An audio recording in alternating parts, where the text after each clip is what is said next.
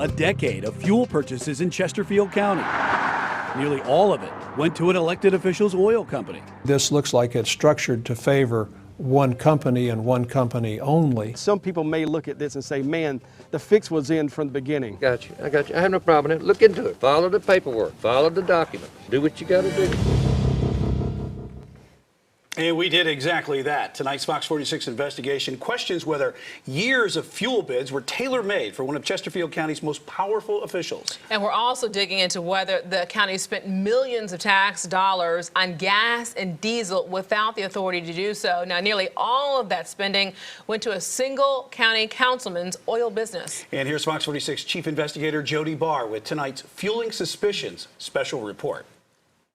We do propane and kerosene and gasoline and diesel. We do it all. Patrick Norris owns a small fuel company on the east side of Chesterfield County. Anything in the gas business, we're able to do it. Small, but large enough to supply fuel to some heavy hitters.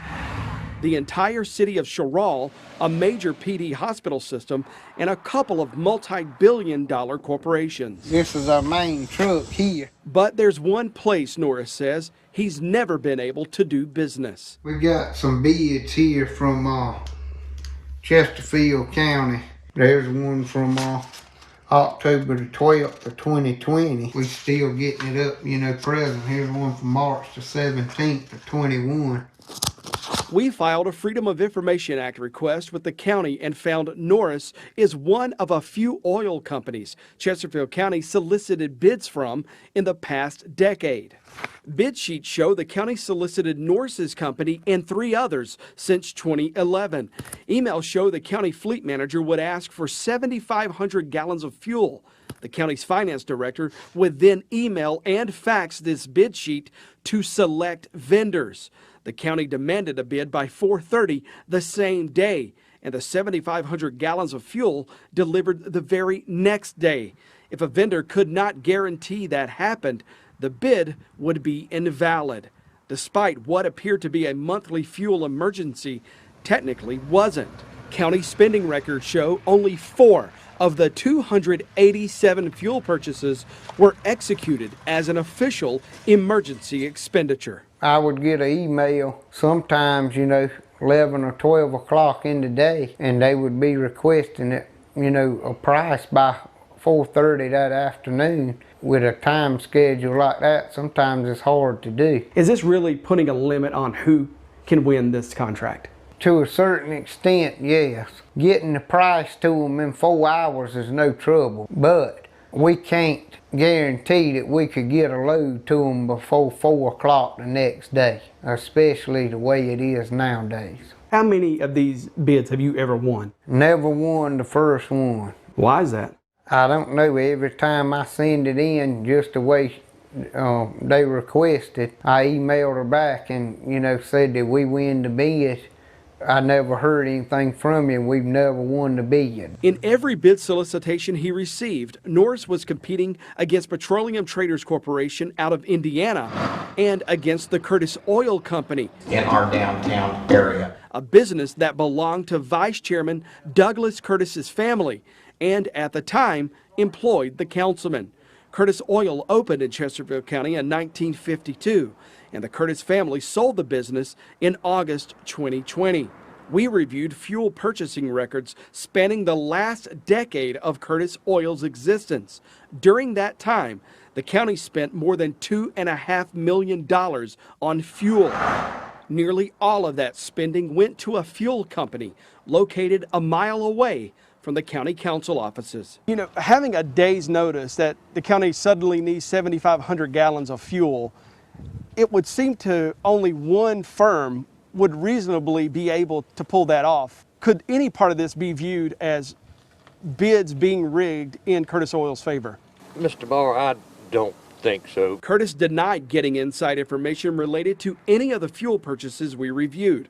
He also said he didn't know how much his company earned from the county in the past decade. And if it looks like I've done something wrong, please look into it. And that's what we're doing here. And what it looks like is Curtis Oil earned $2 million of $2.5 million in business Obviously, you hold a council position here. Yes, sir. You were the Finance Committee chair. The way these bids were done, some people may look at this and say, man, the fix was in from the beginning. Got you. I got you. I have no problem with it. Look into it. Follow the paperwork. Follow the documents. Do what you got to do. And by following the county's paperwork, we uncovered what appears to be evidence the county did not follow its own procurement policies.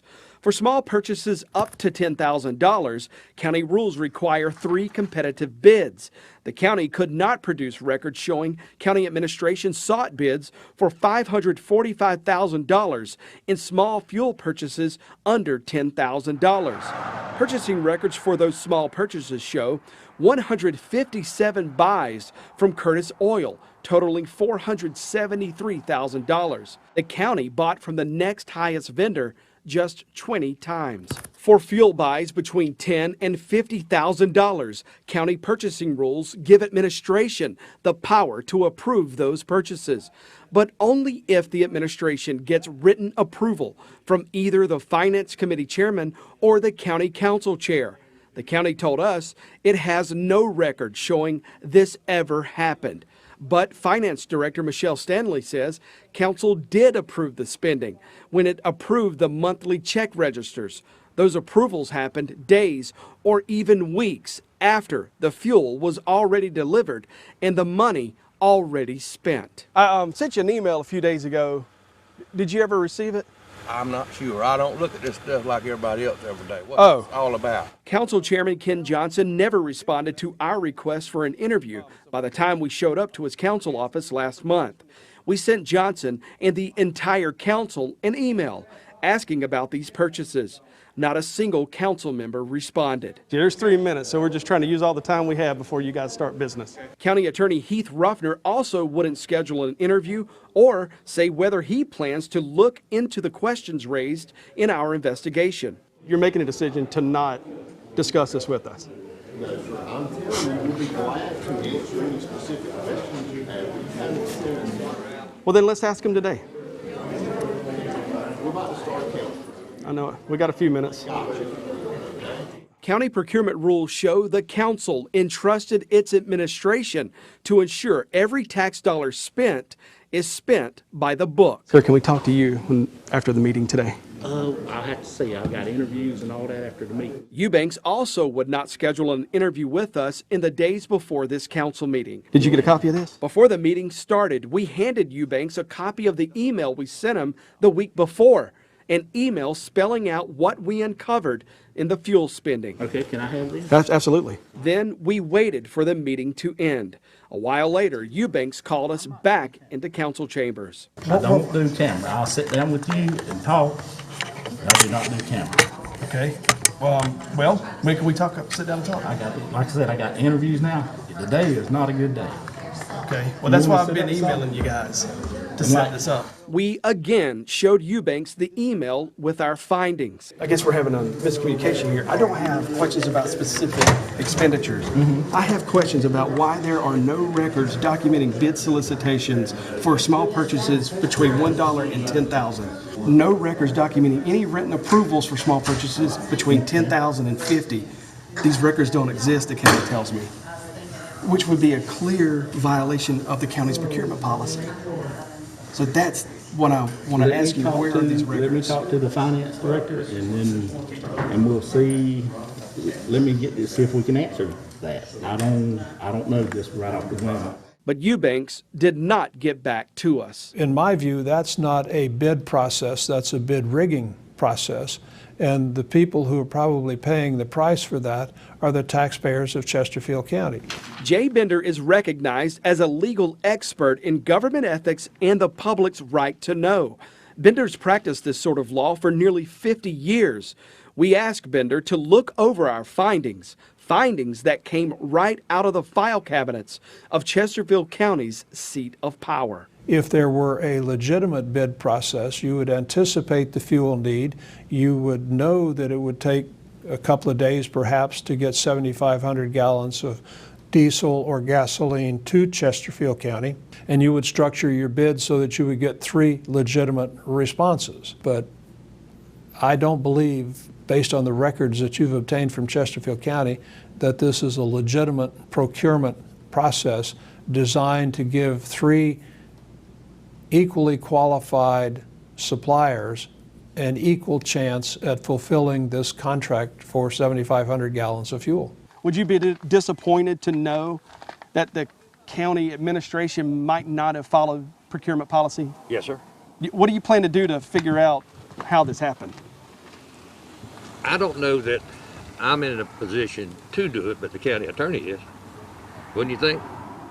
Have you asked him? No, sir. to I have not discussed it with nobody. Okay. No, sir. Okay. I didn't know if there was a need to, Mr. Ball. Yeah, maybe something you want to look into because, you know, the way this looks on paper at least. I understand, and I do not like that because I have tried very hard to stay away from even the inkling of impropriety. I understand.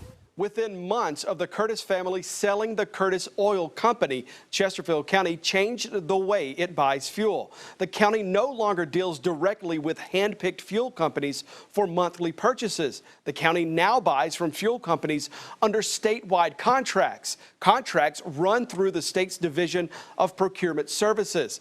I asked Chesterfield County Attorney Heath Ruffner whether he plans to at least review what we found in our fueling suspicion investigation.